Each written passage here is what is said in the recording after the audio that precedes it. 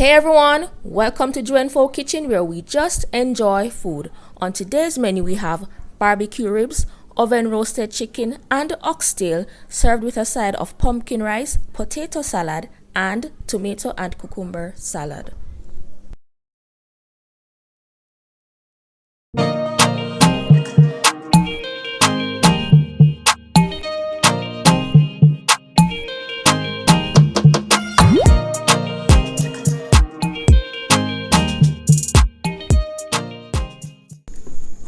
Okay, so we're gonna start with a breakdown of the ingredients as per usual. Here I have my favorite all-purpose seasoning, and I love this seasoning because it has all my favorite spices and flavors that I like to cook with. And as you can see, it has no MSG, and no, this video is not sponsored by them. Next I have some black pepper, some salt, and I like to use sea salt. And this is ginger puree that I made myself. I love to use ginger in my tea in the morning, so it's easier for me when I puree it. I'm gonna use that today on my meat. And I have my green seasoning here, and the video for this is linked below. And here I have browning for color, and pimento, or allspice as some people know it as. And this is a soup mix. It adds tremendous flavor to my oxtails. I know it's a chicken soup mix, but it really does make a difference in the flavor. And no, the oxtail doesn't taste like chicken, in case you're wondering.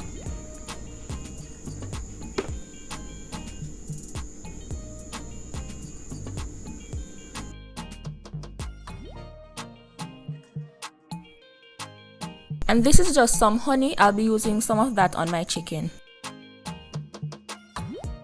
Next, I'm going to get started on cleaning my oxtail.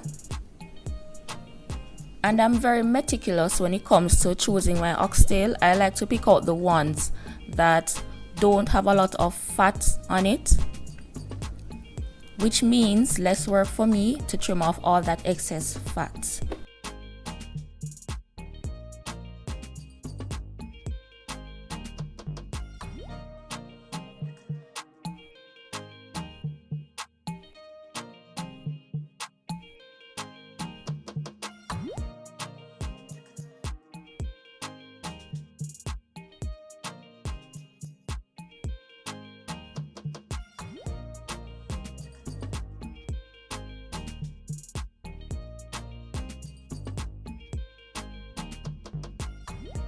So now I'm just seasoning my oxtail, and I will link the measurements and the type of seasoning that I used on it. And the same goes for my chicken. I already cooked half of it, and I saved this half so that I could roast it. So the very first thing that I'm gonna start off with is my potato salad, because I want it to be cool enough so that I can toss it and put it in the fridge, and it will be well cold and ready to serve by the time I'm finished cooking. So in this pot here I have 4 medium potatoes along with a small egg, and I did wash my egg thoroughly with a sponge and a bit of dish soap. And what I'm going to do is to let that cook partially, and then go ahead and add about half a cup of frozen mixed vegetables, because I want this to hold up when I'm tossing my salad, and I don't want it to be mushy. While my salad is cooking, I have my oxtail here in my pressure cooker that I'm gonna pressure for about 40 minutes or so. And I did take it out of my fridge for about 10 minutes prior to get rid of some of that chill from off the meat.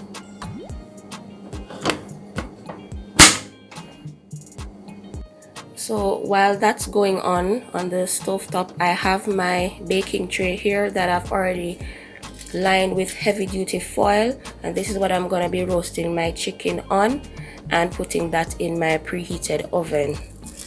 So let me just get my chicken on here.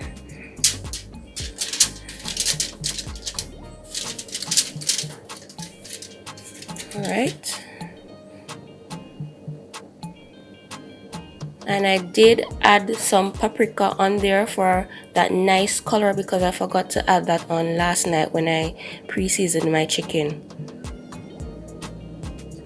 And what I like to do is to use the juices from the pan and to just kind of just put a little bit of that on the tray itself and pour a little over the chicken.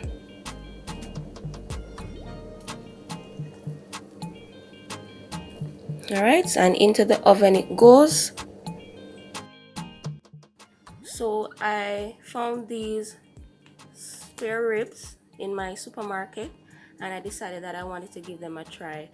Now, confession, I've never cooked spare ribs before, so fingers crossed these will turn out well. My plan for this is to just put it in my oven along with my chicken, add a bit of pineapple juice to my baking dish here, put them in my dish, of course, cover that with foil, let that cook up a bit, and then I'm going to use some barbecue sauce. I'm using store-bought today, and to just baste that and let it cook for an additional maybe 10 to 15 minutes, and we'll see how well that turns out. So wish me luck. Okay, so let's get this opened.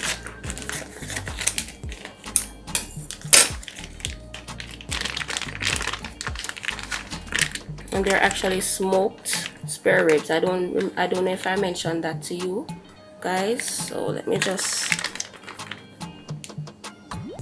actually smells like ham. And judging from the look of these, I don't think that they'll take that long to cook. There's actually a lot more in here than I thought, which is a good thing. Just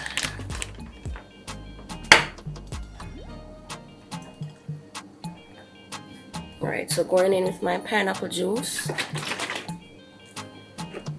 Just gonna pour a little bit in my dish.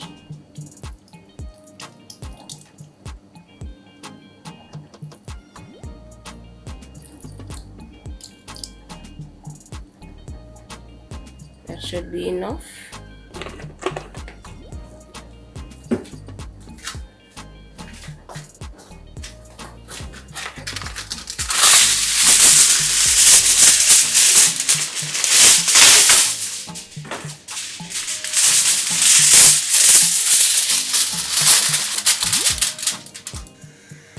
My ribs are now in the oven and my potato and mixed vegetables have finished cooking, and I've put them in this large bowl that I've already washed and sanitized so that it can cool a lot quicker. My potatoes are slightly overcooked, but that's okay. I'm still trying to get the hang of filming and cooking at the same time. In this cup here I have my egg that I've put with some room temperature water so that it can cool down for me to peel that and add to my salad. I will be removing my yolk because I personally don't like the yolk in my potato salad. And what I'm going to do is to add some black pepper along with a half a grated medium onion. Toss that so while it's cooling it can absorb all that wonderful flavor. When that's finished cooling, I will add my mayonnaise and put it in my fridge.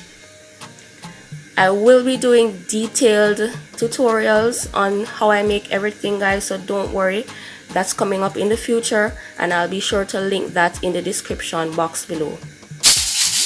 So it's been roughly 20 minutes and I cleaned up my kitchen a bit and I wanted to check on my ribs.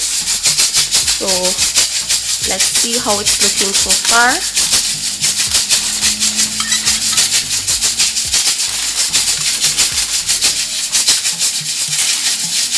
Okay, seems like they're coming along nicely. Still have bit more to go, a bit more time to go. If I didn't mention it earlier, you could probably use apple juice as well instead of pineapple. The reason why I use a pineapple is because that's the only thing that I have in my fridge at the moment in time. So back into the oven these go, and I'll just set them at intervals to see how well they are cooking. Okay, so my potato salad has cooled down enough, and I'm going to finish this up real quickly so I can get it in my fridge. I apologize for that hissing sound that you hear in the background. That's my pressure cooker, guys. I hope that you can hear me enough. Alright, so I'm gonna add in about a quarter cup or so of canned sweet peas or green peas. I've already drained these off, and I like a bit of sweetness or that sweet element to my potato salad, which is why I'm adding the peas. I'm going in with about the same amount, which is a quarter cup of mayonnaise. You could use more or less depending on how you like your salad. If you want yours more on the creamy side, you could use more. If not, you could use less. This is good enough for me. I'm tossing that real nicely, and I'm making sure that I'm careful not to squish my potatoes, as I've already overcooked them a bit. Okay, so I'm doing a quick check on my chicken, and this is what it's looking like so far. Nice and lovely. Look how lovely that color is, guys. Looking so good. I think I'm gonna put this back in the oven for maybe another 10 minutes or so. Reduce the heat because I don't want it to burn, because it's a large chicken and I want it to be cooked properly. Alright. Okay, guys, so my chicken is now done, and just look how nice this is looking, guys. Just look how nicely roasted this is. And I'm not gonna baste the skin with anything because I want it to be crispy. Just listen how crispy the skin is. Right? That's the way I like to dry roast my chicken. The only thing I'm gonna do is to just go in with a very light drizzle of honey over that. Very light drizzle.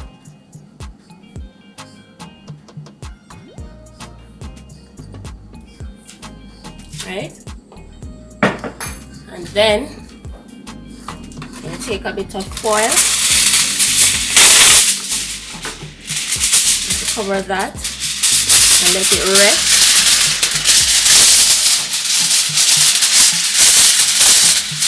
So that when I begin to cut it up, the juices don't run out. Alright. Okay, so my ribs have been in the oven for about an hour, and I did flip them and pour a little bit more of the pineapple juice because what I had in there was drying out. And look how nice these are looking as well. They're practically done. So what I'm gonna do is just to add the barbecue sauce that I had planned to, and leave it uncovered just for a few minutes. Oh, they're soft. I'm so pleased with these because I wanted them to fall off the bone easily. Just gonna flip them as I said before, add my barbecue sauce and leave them in my oven for maybe an additional 5 to 10 minutes and take them out. Alright, dinner is looking up today, guys. I'm so excited, I can't wait to dig in. So when I'm doing store-bought barbecue sauce, I like to jazz that up a bit by adding a few more ingredients. So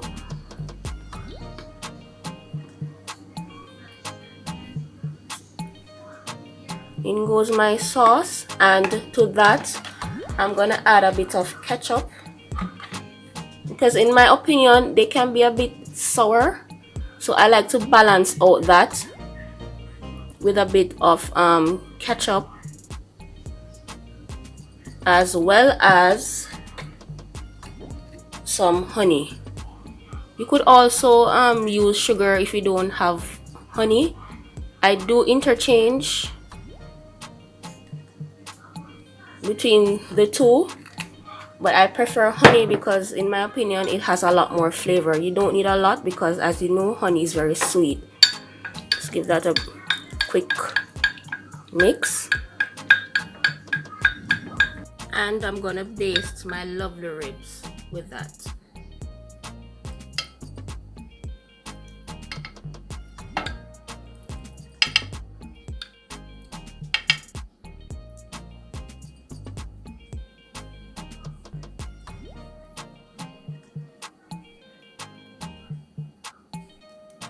So my oxtails are now finished. Well, I finished pressure cooking them, which is the first step. And oops, I want you to see how tender and nice they are. Normally I don't like to cook them too much, but as I said earlier, it's really hard to film and cook at the same time. I'm getting the hang of it, and eventually I'll become a pro. So what I'm gonna do is, well, you'll see the process as I move along. What I want to point out, one of the reasons why I absolutely love cooking it in the pressure cooker, because it blasts away all that fat that you don't want in your system, guys. I'm gonna skim that off for you and show you how much of that fat that it actually melts away before I move on to the next step of cooking it. All right, okay, so for my oxtails, I have here some ingredients that I'll be adding. I have some dumplings or dough. I have some dough here that I'll be using to make some dumplings, aka spinners, as what we call them here in the Caribbean. I have some carrots here, as well as some fresh thyme. Love fresh thyme when I'm making my stews. It adds that element of freshness and fragrance that I like. And of course some Scotch bonnet pepper, because we have to bring the heat. Completely optional. If you don't like spice in your food, you can leave that out. And I'll be adding some broad beans at the end, of course. That's why it's called oxtails and beans. I'm using canned. That is why I'm adding it towards the end, because I don't want it to be mush. I like structure. I like to be able to see my ingredients in my food. So that is why I'll be adding this towards the end. Okay, so here I have my oxtail gravy that I've removed from my pressure cooker. I'm not gonna put the oxtails in as yet, because as I said earlier, I pressured them for longer than I expected to, and I want them to hold up towards the end of the cooking process. So what I did, you have to improvise when you're in the kitchen. I just took the gravy out, and what I'm gonna do is to cook my denser ingredients or vegetables first, and then I'm gonna add my oxtails, so that, and the rest of my ingredients, so that way everything will cook evenly, if you understand what I'm saying. So I'm gonna start off with my carrots, my thyme, and my pepper.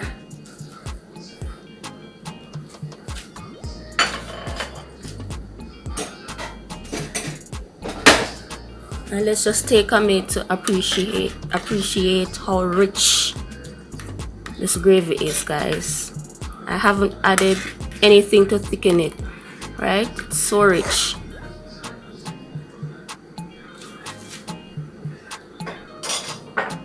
So what I'm gonna do is to just pinch small pieces of my dough and roll it like this, right, and drop them in and allow everything to cook before, or cook partially before I add my oxtails. I will definitely be doing detailed step-by-step tutorials on how I make this and the rest of the dishes, so don't worry and stay tuned. You'll see them coming up. All right, and just before, I just want to quickly show you how much of the fat I was able to remove. Guys, look at that. Look at that. You definitely don't want this in your system. Okay, so my veggies have been cooking. They have cooked nice enough. So I'm gonna add my oxtails, and the only thing that I added off camera was a bit of ketchup, as well as about a quarter cup of water and a little bit more salt. All right.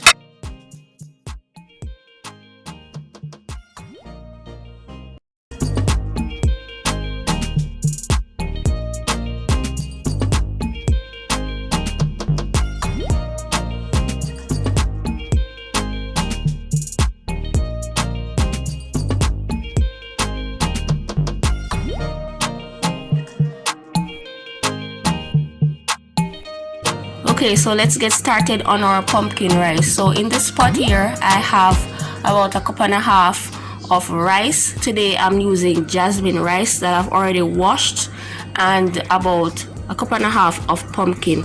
I went ahead and I chopped my pumpkin into chunks, and I did peel it because the reason why I chopped it into chunks is because pumpkin has a very high water content, and when it's finished cooking, I want to see the chunks throughout my rice.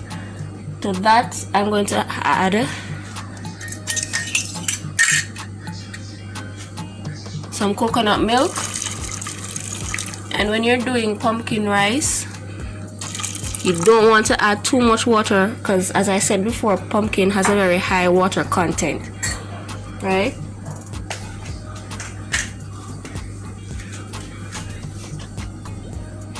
Then I'm going to add a teaspoon of salt, just a little bit more,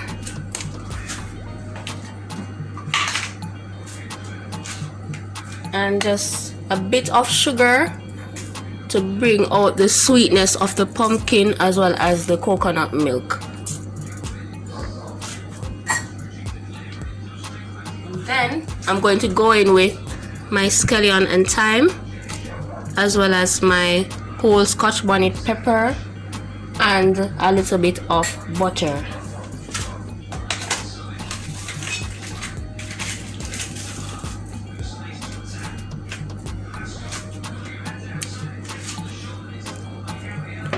So I'm going to cover this, let it cook for about 10 to 15 minutes, medium to low heat.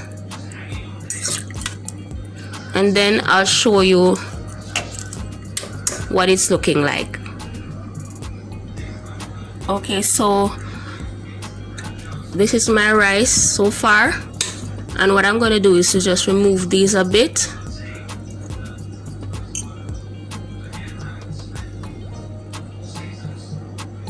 And fluff it up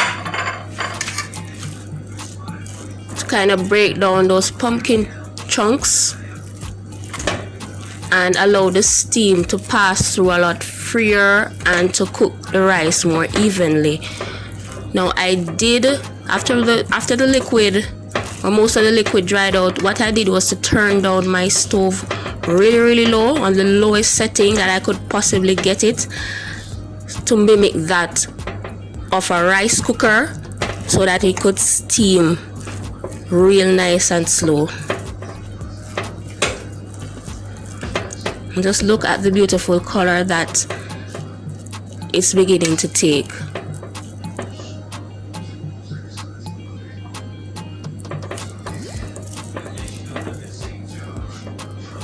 So I'm gonna cover this up and let it steam for a few more minutes, and after that it should be done. And that's it for this video, guys. Thanks so much for watching till the end. It's always a pleasure having you in my kitchen. Please like, share and subscribe. I'd love to see you in the next one. You can follow me on Instagram at @joanfo_. And remember, live life to the fullest and just enjoy food.